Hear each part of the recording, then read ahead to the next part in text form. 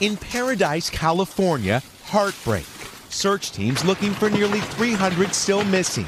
Victims who may have died in homes and cars as a wave of fire tore through here. In this hard-hit community filled with retirees, many may not have been able to outrun the flames. Names and photos of the missing, devastating stories. It happened so fast, I think that they would have been in serious trouble.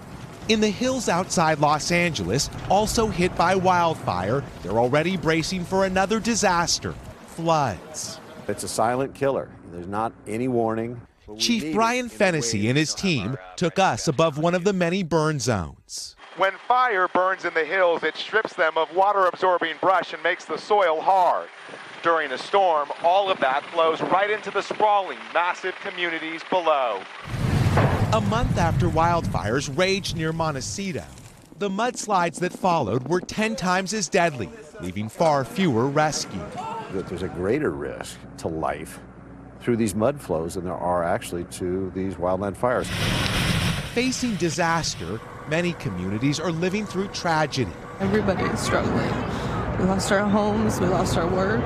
Those who escaped rebuilding their lives from the ruins as the search goes on for the missing.